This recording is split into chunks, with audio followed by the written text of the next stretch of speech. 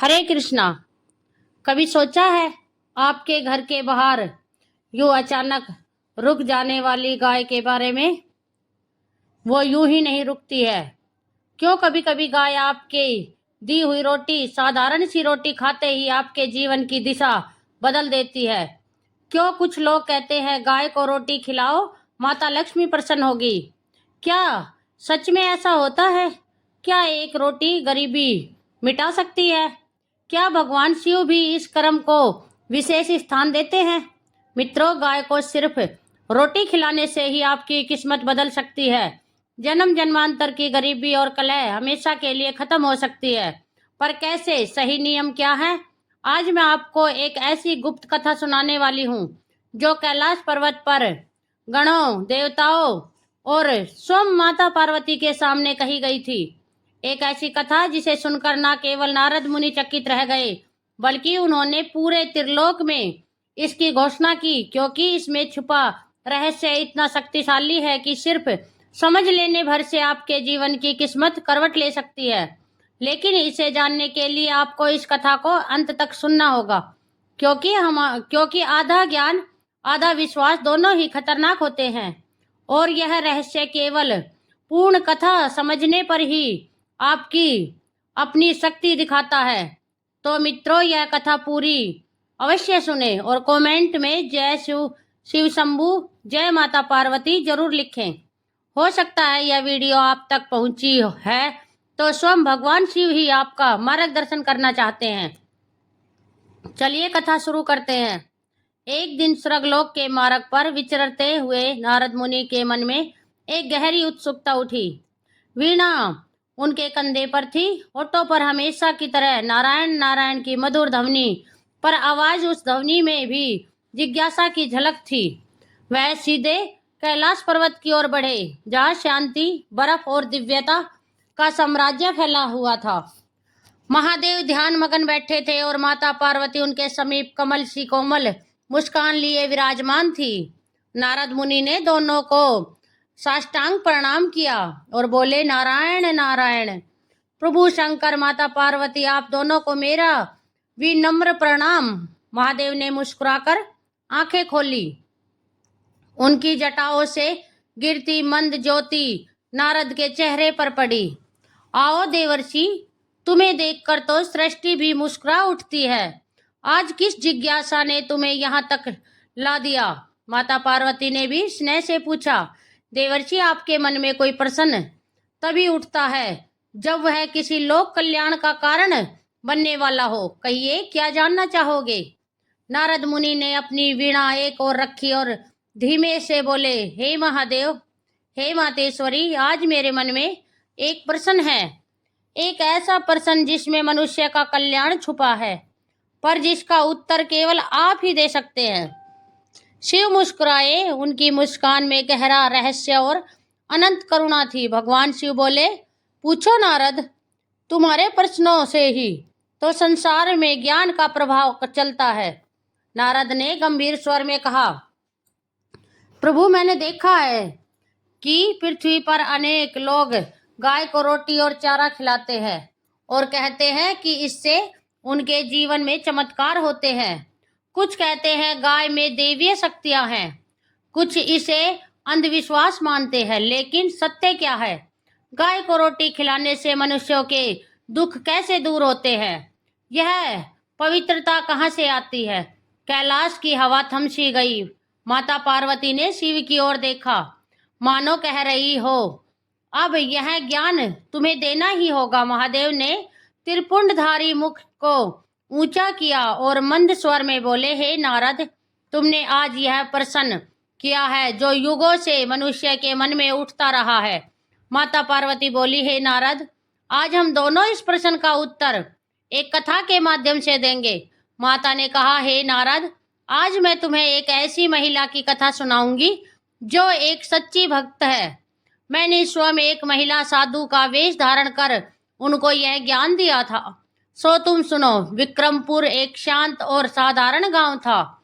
यह मिट्टी की खुशबू, कच्चे घरों की कतारें और सुबह की हल्की सी हवा लोगों के मन को ठंडक देती थी।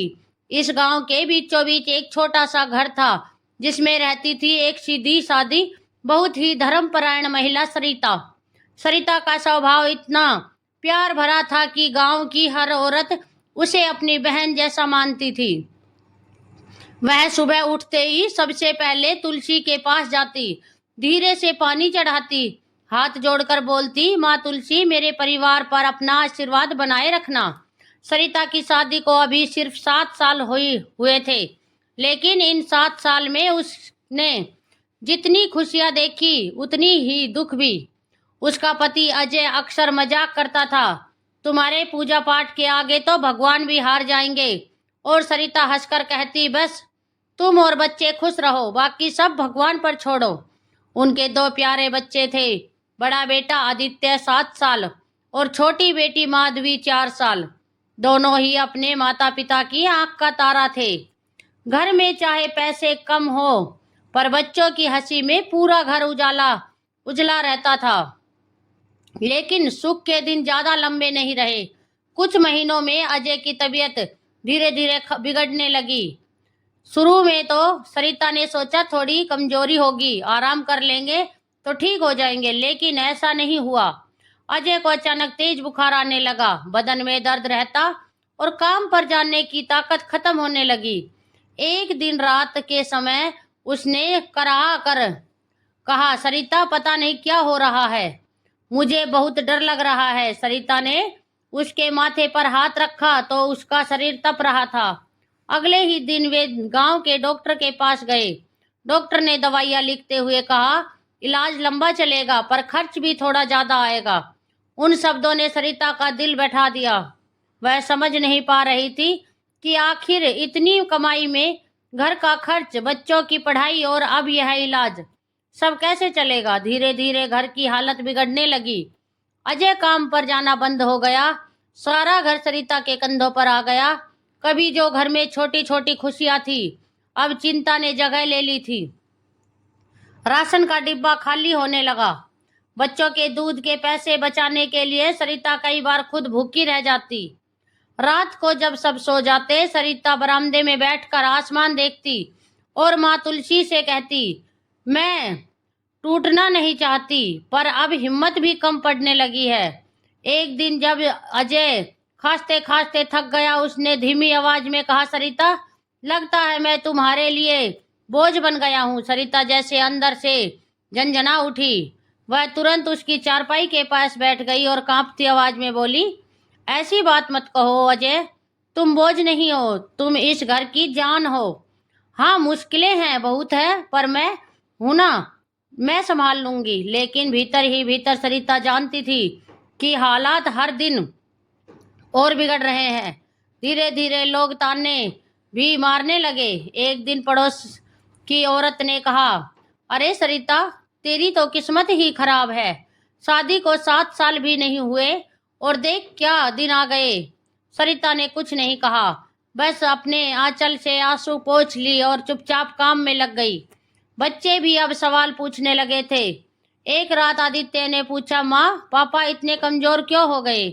सरिता ने अपने बेटे को सीने से लगाते हुए कहा, बेटा पापा थक गए हैं, पर हम सब मिलकर दुआ करेंगे, वो जल्दी ठीक हो जाएंगे। लेकिन उसके बोलने से ज्यादा उसके मन में डर था। डॉक्टर के पास फिर जाने लायक पैसे नहीं बचे थे और अजय की हालत भी हर दिन खराब होती जा रही थी। इन सब के बीच भी सरिता अपनी पूजा और श्रद्धा नहीं छोड़ती थी। हर सुबह तुलसी के सामने खड़ी होकर आंखें बंद करके प्रार्थना करती, माँ तुलसी मुझे हिम्मत देना, मेरे बच्चों को दुख मत देना। उसकी आवाज धीमी होती थी, पर दर्द गहरा और सच्चा था। घर की हालत, बीमारी, कर्ज, समाज के ताने, सब एक साथ उसके कंधे पर ऐसे थे जैसे कोई भारी पत्थर रख दिया गया हो। पर फिर भी हर सुबह वह उठकर तुलसी को जल चढ़ाती, बच्चों को तैयार करती और खुद को समझाती, आज का दिन पिछले दिन से थोड़ा अच्छा होगा। लेकिन हालात सुधर नहीं रहे थे, बल्कि धीरे धीरे और कठिन होते जा रहे थे। विक्रमपुर में सुबह धीरे धीरे आंखें खोलती थी।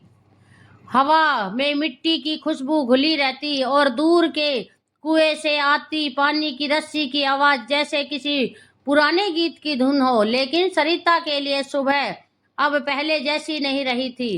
पहले जब सूरज उगता था वह मुस्कुराकर अपने बच्चों को जगाती, घर सहेजती और फिर तुलसी को जल चढ़ाती थी। लेकिन अब उसकी आंखें सूरज से पहले खुल जाती थी, क्योंकि चिंता सोने नहीं देती थी। उसके मन में बस एक ही बात घूमती, आज का खर्च कैसे चलेगा। अजय की बीमारी ने घर की कमर तोड़ दी थी। दवाइयों के पैसे, बच्चों का दूध, स्कूल की फीस, राशन, सब कुछ मुश्किल हो गया था। सरिता ने बहुत सोचने के बाद एक बड़ा फैसला किया। दिन में मजदूरी करेगी और रात को सिलाई। विक्रमपुर में औरतें मजदूरी तो करती थी, लेकिन सरिता के यहाँ यह रास्ता आसान नहीं था। उसकी सास की मौत के बाद गांव वाले हमेशा उससे उम्मीद करते थे कि वह घर की जिम्मेदारी निभाए, लेकिन मजदूरी ऊंचे घर की बहू के लिए लोग इसे अच्छा नहीं मानते थे। पर सरिता को अब लोगों की सोच से ज्यादा अपने बच्चों के पेट की चिंता थी। उसने सुबह 4 बजे उठकर चूल्हे पर 2 रोटियां सेकी, अजय के लिए हल्का सा दलिया बनाया और बच्चों के टिफिन में चावल आलू रखकर धीरे से दोनों को जगाया। आदित्य अपनी नींद भरी आंखें मलते हुए बोला, माँ आज तुम हमें स्कूल छोड़ोगी ना। सरिता ने उसके बाल सराते हुए कहा, बेटा आज मम्मी को थोड़ा काम है, तुम लोग खुद चले जाओगे, रास्ता तो आता है ना। आदित्य ने धीरे से सिर हिला दिया। वह समझ गया था कि माँ परेशान है।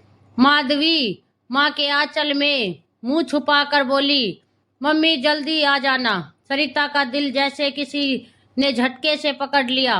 उसने माधवी को गोद में उठाया, चूमा, हाँ बेटी मैं जल्दी आऊंगी। लेकिन उसे पता था कि वह श्याम से पहले घर नहीं लौट पाएगी। दिन का संघर्ष। उस दिन विक्रमपुर में एक बड़े किसान के घर गेहूं की बोरियां भरने का काम था। मजदूरी बस 250 थी, लेकिन सरिता के लिए यह अमृत के बराबर थी। वह सिर पर दुपट्टा कसकर नौकरी पर पहुंची। गांव की कुछ औरतों ने फुसफुसाते हुए कहा, देखो तो अजय की बीमारी के बाद बहू भी मजदूरी करने लगी, किस्मत ही फूटी है इसकी। सरिता ने सुनकर भी अनसुना कर दिया। अब उसके पास रोने, दुखी होने या ताने सुनने का समय नहीं था।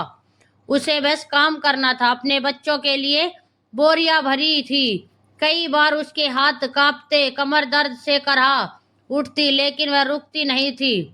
उसकी आंखों में बस आदित्य और माधवी थे। दोपहर को जब दूसरे लोगों ने छाया में बैठकर रोटी खाई, सरिता चुपचाप कोने में बैठी अध पकी रोटी और प्याज खा रही थी। उसके दिमाग में अस्पताल के बिल थे, उधारी की पर्चियां थी, बच्चों की फीस थी। उसकी आंखें भर आई, लेकिन उसने तुरंत उन्हें पोंछ दिया। मैं रोऊंगी तो टूट जाऊंगी, और टूट गई तो सब खत्म हो जाएगा। अकाम खत्म होते होते शाम हो गई।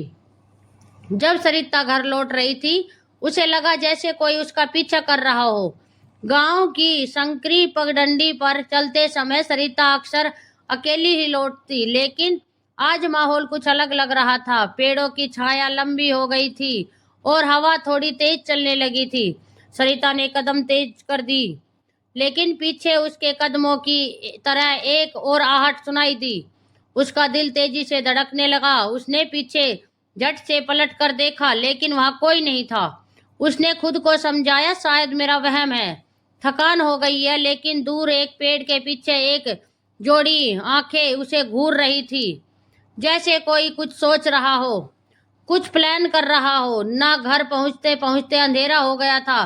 सरिता के पैर दर्द से जल रहे थे, लेकिन बच्चों की मुस्कान देखकर उसकी सारी थकान हल्की हो गई।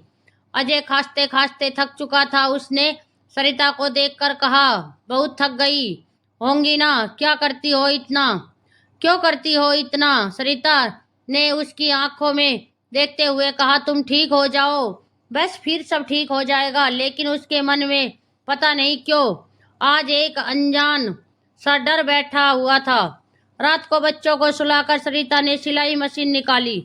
कुछ औरतों ने उसके पास कपड़े सिलने के लिए दिए थे। उन्हें समय पर देना जरूरी था, वरना पैसे नहीं मिलेंगे। रात के अंधियारे में उसकी सिलाई मशीन की टक टक आवाज घर में गूंजती रही। धीरे धीरे रात गहरी हो गई। सरिता को काम करते करते पता ही नहीं चला कि समय कितना तेज देर गुजर गया। हवा में कांप रहा था, दिया हवा में कांप रहा था और बाहर कुछ सरसराहट सी हो रही थी। अचानक दरवाजे पर हल्की सी दस्तक हुई। सरिता चौंक गई। इतनी रात को कौन? वह धीरे धीरे उठी और दरवाजे के पास गई।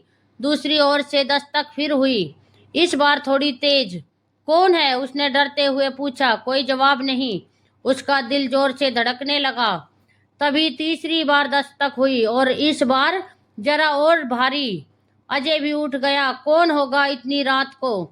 उसने कमजोर आवाज में कहा। सरिता ने हिम्मत करके धीरे से कुंडी खोली, लेकिन जैसे ही दरवाजा खटका दस्तक रुक गई और बाहर कोई नहीं था, सिर्फ सन्नाटा। हवा में एक अजीब सी ठंडक थी, पेड़ों के पीछे किसी के चलने की आहट जैसे, या शायद सरिता का भ्रम। लेकिन तभी दरवाजे के सामने जमीन पर एक कागज का टुकड़ा पड़ा था। सरिता ने उसे उठाया। उसकी उंगलियां हल्के हल्के कांप रही थी। कागज पर सिर्फ एक लाइन लिखी थी, कल सुबह नदी किनारे आना, अकेली, किसी को मत बताना। सरिता के पैरों तले जैसे जमीन खिसक गई। यह किसने लिखा? क्यों बुलाया? और अकेली क्यों? उसने कागज तुरंत छुपा लिया ताकि अजय परेशान ना हो, लेकिन उसके मन में लाखों सवाल उठ रहे थे। क्या यह किसी की चाल है? क्या कोई उसे परेशान करना चाहता है, या शायद कोई मदद करना चाहता है? उस रात वह सो नहीं पाई। बार बार वही प्रश्न दिमाग में घूमते रहे। कौन है यह? क्या चाहता है? और क्या उसे नदी किनारे जाना चाहिए? सुबह सुबह का फैसला। सूरज उगा, पर सरिता के चेहरे पर सुबह वाली शांति नहीं थी। वह बार बार तुलसी को देख रही थी, जैसे उससे कोई संकेत मांग रही हो। वह जानती थी कि नदी का किनारा सुनसान होता है, कोई भी उसे नुकसान पहुंचा सकता है, लेकिन कुछ था जो उसे बार बार अंदर से कह रहा था, जाना जरूरी है। शायद कोई सच, कोई रहस्य, या कोई मौका। छुपाओ। उसने एक लंबी सांस ली, तुलसी में जल चढ़ाया और धीरे से बोली, माँ तुलसी, आज मेरी रक्षा करना। मुझे नहीं पता वहां क्या होगा। उसने बच्चों को तैयार किया, अजय को दवा दी और फिर बाहर निकलने लगी। अजय ने आवाज दी, सरिता कहाँ जा रही हो? सरिता रुक गई, लेकिन वह झूठ बोलने पर मजबूर थी। बस थोड़ा बाजार तक जा रही हूँ। अजय ने थकान भरी मुस्कान दी, जल्दी आ जाना। सरिता ने सिर हिलाया, पर उसके कदम भारी हो गए। आज जो भी होने वाला था उसका असर सरिता की जिंदगी पर बहुत गहरा पड़ने वाला था, बहुत गहरा। सरिता घर लौटकर भी चैन से नहीं बैठ सकी। वो कागज जैसे उसकी मुट्ठी में धड़क रहा था। हर बार उसे लग रहा था जैसे कोई उसे दूर से देख रहा हो। शाम होने लगी। हवा में हल्की ठंड थी। बच्चे खेल रहे थे। अजय खास कर सो गया था। सरिता आंगन में बैठी उस कागज को बार बार खोलकर पढ़ रही थी। रात को नदी किनारे आना, तुम्हारी सहायता के लिए बुला रही हूँ, डरो मत। लेकिन यहाँ कोई नाम नहीं, ना पहचान, ना कोई संकेत। सरिता का दिल गहरे डर और जिज्ञासा में घिर गया। उसने खुद से कहा, होगा, कौन होगा? दुश्मन या कोई भला व्यक्ति? कहीं मुझे जाल में तो नहीं फंसा रहा? तभी तुलसी के पौधे में हवा से पत्तियां सरसराई। उस आवाज में भी सरिता को जैसे एक संकेत सुनाई दिया। उसने आसमान की ओर देखा। भगवान से मन ही मन बोली, अगर यह बुलावा बुरा है तो मेरे कदम रोक देना, और अगर यह मेरी मदद है तो रास्ता साफ कर देना। रात धीरे धीरे गहरी होने लगी। सरिता ने बच्चों को सुलाया, अजय की चादर ठीक की और मन में डर को दबाते हुए धीरे से घर से बाहर निकल गई। चांद आधा था, उसकी रोशनी में रास्ता हल्का सा उजाला था। पैरों के नीचे पत्तियां चरमराती थी और हर चरमराहट में डर छुपा था। वह नदी के पास पहुंची। नदी की लहरें शांत थी, पर रात की नीरवता में उसकी आवाज और भी गहरी लग रही थी। सरिता ने वह नदी के पास पहुंची। नदी की लहरें शांत थी, पर रात की निर्वरता में उसकी आवाज और भी गहरी लग रही थी। सरिता ने चारों ओर देखा, कोई नहीं। कौन है? उसकी आवाज कांप रही थी। थोड़ी दूर नदी किनारे एक पुराना बरगद का पेड़ था। उसके नीचे धीमी सी, बहुत हल्की सी लाल रोशनी चमक रही थी, जैसे कोई दीप जल रहा हो। सरिता का दिल जोर से धड़का। वह धीरे धीरे आगे बढ़ी। अचानक बरगद की जड़ों के पास कोई हिलता हुआ दिखा। सरिता रुक गई। शरीर जैसे पत्थर हो गया। पेड़ की छाया से धीरे धीरे एक चोगा ओढ़े हुई महिला बाहर आई। सफेद बाल, माथे पर राख की लकीर, पर आंखें बहुत शांत, जैसे उसमें पूरा संसार छुपा हो। सरिता की सांस रुक गई। यह कोई साधारण महिला नहीं थी, यह कोई साधु महिला लग रही थी। वह सरिता के पास आकर रुकी और धीमी पर गहरी आवाज में बोली, डर मत बेटी, मैंने ही तुम्हें बुलाया था। सरिता के हाथ कांप गए। आपने मुझे कागज दिया, लेकिन क्यों? साधु महिला ने हल्की मुस्कान दी। क्योंकि समय आ गया है कि तुम एक सच्चाई जानो, एक ऐसी सच्चाई जिसके तुम्हारा जीवन बदल जाएगा। सरिता की आंखें फैल गई। सच्चाई? कौन सी सच्चाई? साधु महिला ने आकाश की ओर देखा। तुम्हारे पति अजय की बीमारी, यह सिर्फ बीमारी नहीं है, यह एक छाया है, एक बाधा जो किसी ने जानबूझकर तुम्हारे घर पर भेजी है। सरिता ने झटके से सिर उठाया। क्या? तब तो अजय की तबीयत खराब होना। साधु महिला ने उसकी बात पूरी की। हाँ, यह प्राकृतिक नहीं है। तुम्हारे घर की शांति को किसी की बुरी नजर ने तोड़ा है। सरिता की आंखों में आंसू आ गए। कौन है? क्यों करेगा ऐसा? बेटी, आज जो तुम दुख झेल रही हो वो सामान्य नहीं है। सरिता ठिठक गई। उसका दिल जैसे किसी ने पकड़ लिया हो। सामान्य नहीं? उसकी आवाज कांप रही थी। साधु महिला आगे बोली, यह सिर्फ बीमारी, गरीबी या लोगों की ईर्ष्या नहीं है। यह 3 चीजें तुम्हारी जिंदगी में एक साथ लगी हुई है। तुम्हारे पूर्व जन्म के कर्म, पितृदोष और ग्रह बाधा। सरिता की आंखें फट गई। वह समझ नहीं पा रही थी दुनिया की इतनी बड़ी बातें उसके छोटे से जीवन में कैसे आ गई। उसकी सांसें भारी हो गई। मतलब मेरे साथ यह सब मैंने क्या किया होगा पिछले जन्म में? साधु महिला उसके सामने बैठ गई। उसने सरिता के हाथों को अपने दोनों हाथों में लेकर कहा, तुमने पिछले जन्म में कोई बहुत बड़ा अधर्म नहीं किया था बेटी, लेकिन तुमने एक बड़ा वचन अधूरा छोड़ दिया था, और अधूरा वचन कर्म का बंधन बन जाता है। सरिता की आंखों में आंसू बहने लगे। वचन? कैसा वचन? मुझे तो याद भी नहीं। साधु महिला मुस्कुराई, दुख भरी शांत मुस्कान। यही तो पिछले जन्म की बात है बेटी। तुम्हें याद नहीं होगा, पर तुम्हारी आत्मा याद रखती है, और उसी आत्मा का बोझ आज तुम्हारी जिंदगी में दुख बनकर उतर रहा है। सरिता पूरी तरह टूट गई थी। वह घुटनों के बल बैठकर रोने लगी। माँ, क्या मैं अपने पति को खो दूंगी? मैंने तो किसी का बुरा नहीं चाहा, फिर यह सब मेरे साथ ही क्यों? साधु महिला ने उसके सिर पर हाथ फेरा। बेटी, तुम्हारी पूजा, तुम्हारी सच्ची श्रद्धा, तुलसी को दिया गया तुम्हारा जल, यह सब व्यर्थ नहीं गया। इसलिए तुम्हारे सामने आज मैं खड़ी हूँ। नहीं तो ऐसे दोषों वाले व्यक्ति मुझे दिखाई भी नहीं देते। सरिता ने आंसू पोंछे। उसकी आंखों में अब डर के साथ साथ उम्मीद भी थी। तो क्या मैं इस सब से निकल सकती हूँ? क्या मैं अपने घर को बचा सकती हूँ? साधु महिला ने दृढ़ स्वर में कहा, हाँ बेटी, अगर तुम डरो नहीं, विश्वास पास रखो और जो मैं कहूँ उसे निभाओ, तो तुम्हारा घर, तुम्हारा पति सब सुरक्षित हो जाएंगे। सरिता ने कांपते हाथों से माला पकड़ी। आप कहें, मैं सब करने को तैयार हूँ, बस मेरे बच्चों का भविष्य, मेरे अजय की जान। साधु महिला ने उसकी बात काटी। पहले एक बात समझ लो, यह सब सिर्फ किसी इंसान की साजिश नहीं है, यह आध्यात्मिक समस्या है। पूर्व जन्म का अधूरा सच, पितरों की रूठी आत्माएं और शनि राहु की कठोर दृष्टि और एक गोमाता का अपमान मिलकर तुम्हारे घर का सुख रोक रहे हैं। सरिता ने डर से सांस रोकी। तो मुझे क्या करना होगा? साधु महिला खड़ी हुई। उसने आसमान की ओर देखा। हवा में पत्तियां तेज से हिलने लगी, जैसे प्रकृति भी उसकी बात सुन रही हो। महिला साधु ने कुछ क्षण मौन रहकर अपनी हथेली सरिता के सिर पर रखी। उसकी आवाज अब पहले से भी अधिक कोमल हो गई।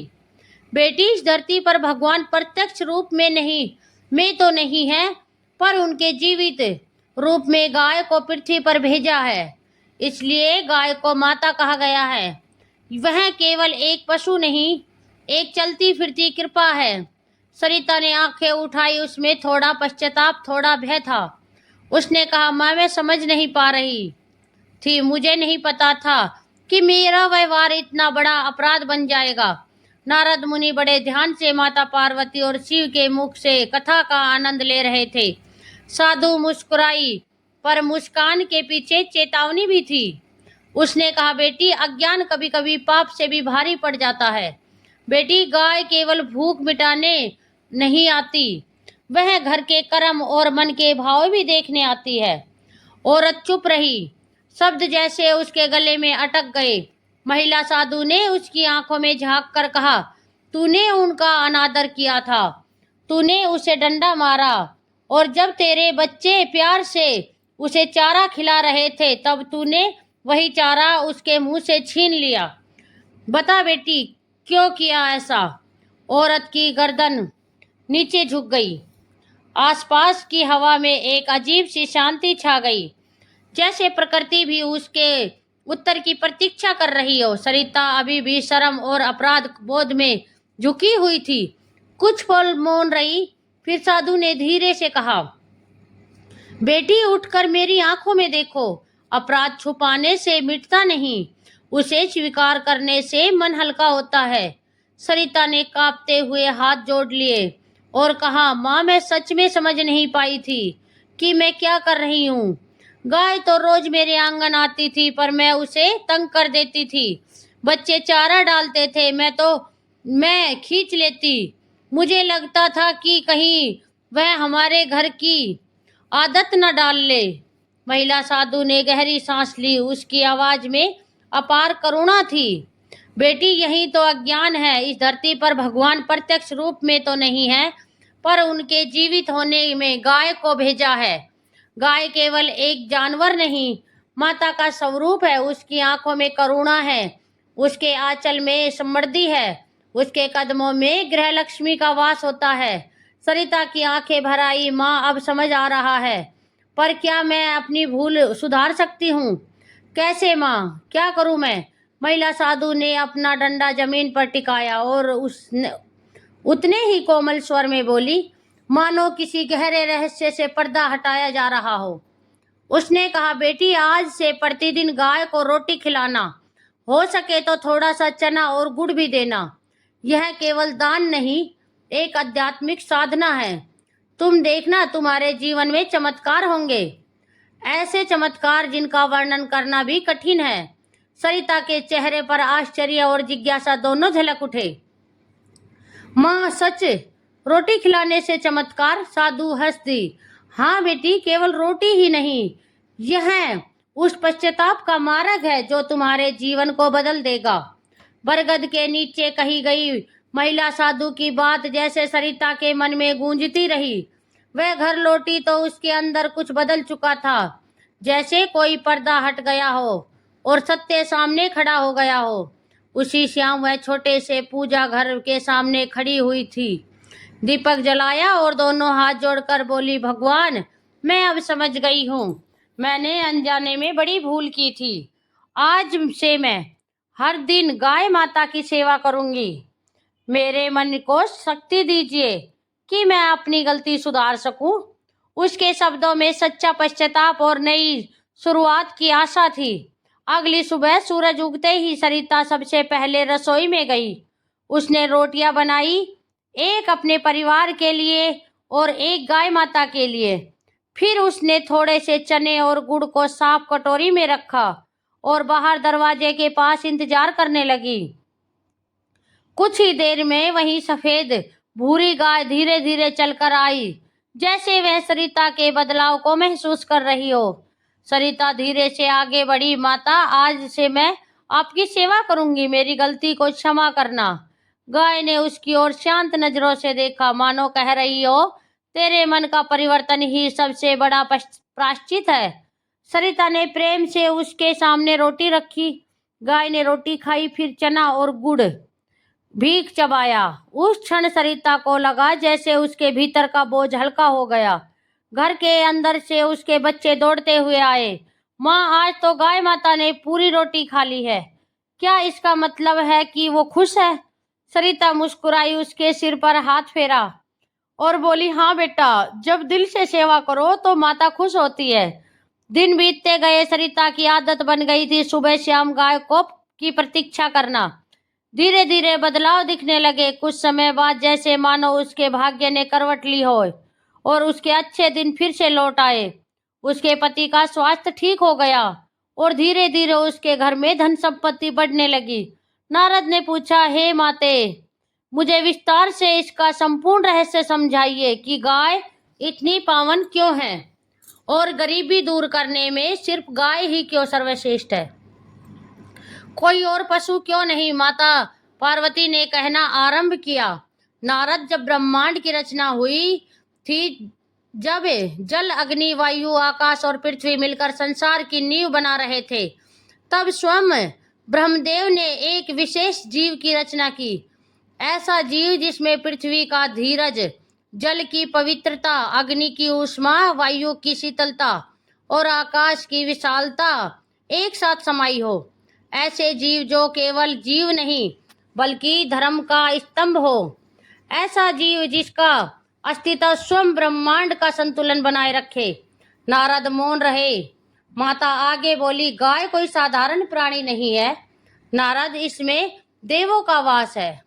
जब ब्रह्मदेव ने उसका निर्माण किया तब सभी लोगों देवताओं ने उसमें अपनेपन अंश समर्पित किए। इसलिए पृथ्वी पर गाय को अगन्या कहा गया है, जिसे कभी भी कष्ट न दिया जाए। उसके शरीर में देवताओं का निवास है, उसके भीतर समस्त पवित्रता का प्रवाह है। उसकी आंखों में दया, उसके स्पर्श में शांति, उसके चरणों में धैर्य और उसकी सांसों में प्राण ऊर्जा होती है। जब गाय श्वास लेती है तब उसके आसपास का वातावरण भी पवित्र हो जाता है।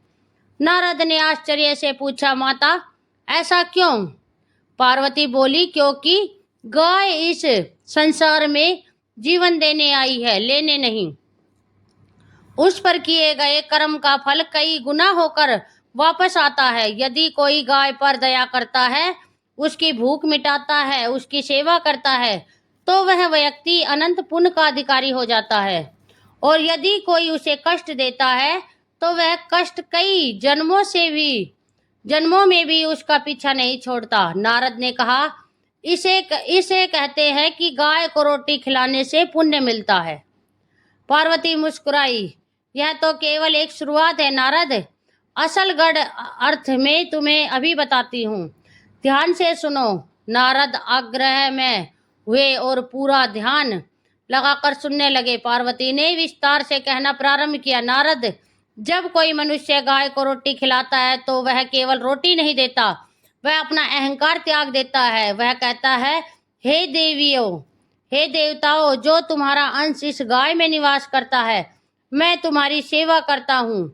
यह सेवा उसे भीतर से शुद्ध करती है। अनेक जन्मों के पाप धीरे धीरे पिघल जाते हैं। जैसे सूरज की किरणों में बर्फ पिघलती है, वैसे ही गाय के प्रति दया से पाप पिघलते हैं। नारद ने तत्काल पूछा, लेकिन माता, इससे लक्ष्मी जी क्यों प्रसन्न होती है?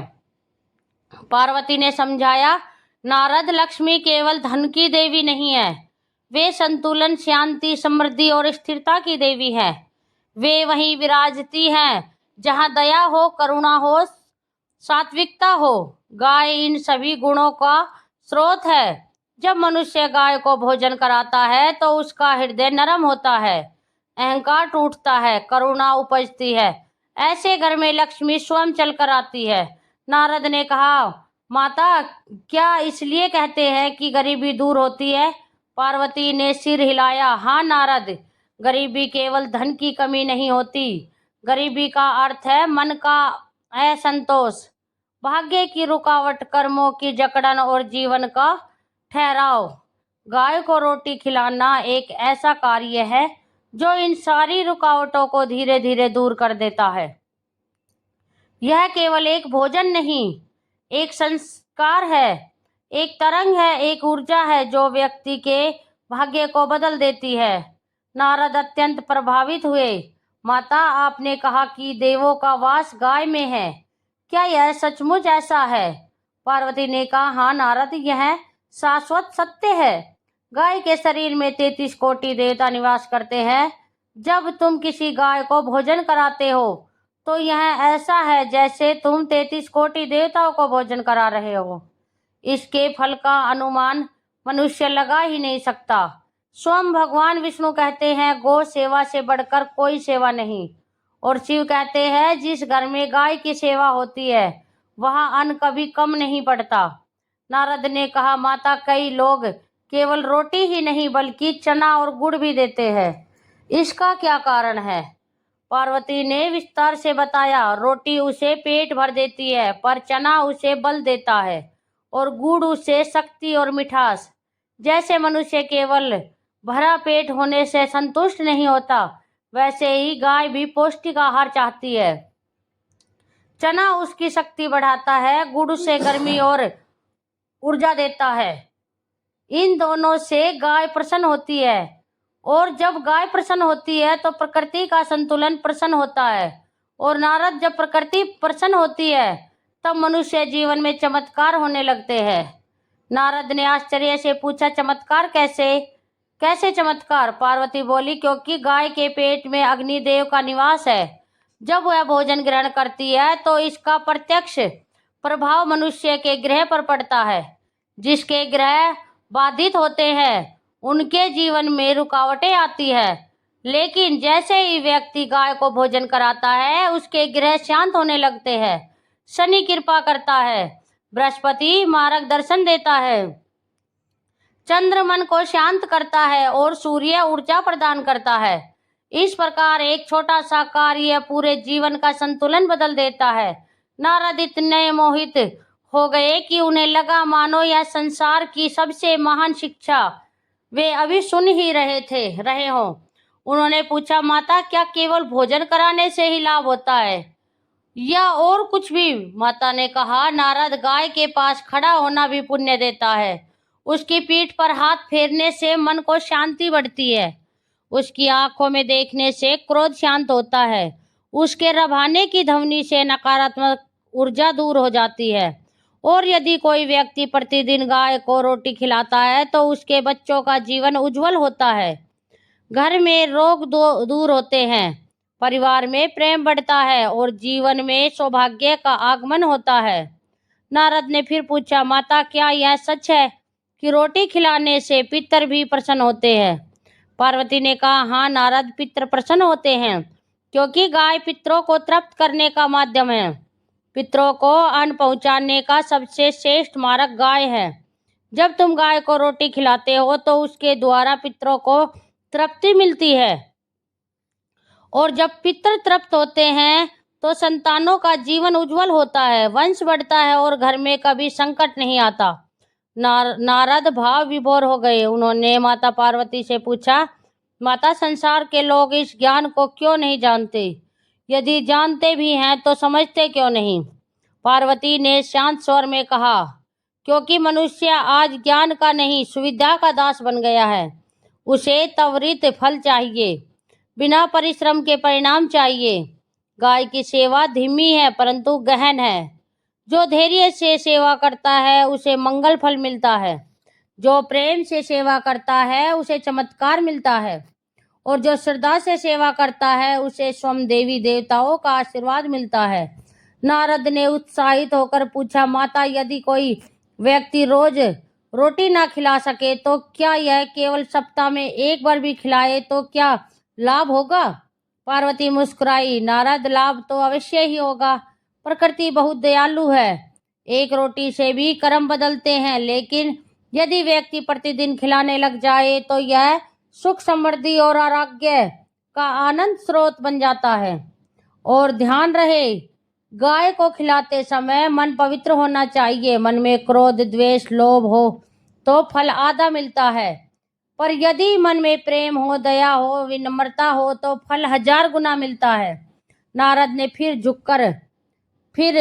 ने सिर झुकाकर कहा, माता, आज आपने मुझ पर बाध्य उपकार किया है, मेरा जीवन धन्य हो गया। पार्वती ने आशीर्वाद देते हुए कहा, नारद, यह ज्ञान तुम पूरे संसार में फैलाओ ताकि लोग समझ सके कि गाय की सेवा केवल धर्म नहीं, भाग्य का स्रोत है, सुख का मार्ग है और जीवन का आधार है। नारद ने प्रेम प्रणाम किया और इस दिव्य ज्ञान को लेकर वे संसार में चल पड़े ताकि हर घर, हर मन, हर परिवार इस पवित्र सत्य को जान सके कि गाय को रोटी खिलाना केवल दया नहीं, दिव्य वरदान है। मित्रों, अगर आप यह कथा पूरी सुने होंगे तो आज से आप गाय को एक रोटी दया भाव से अवश्य खिलाएं, ताकि आपकी सिर्फ एक रोटी शुरुआत आपकी किस्मत बदल सकती है।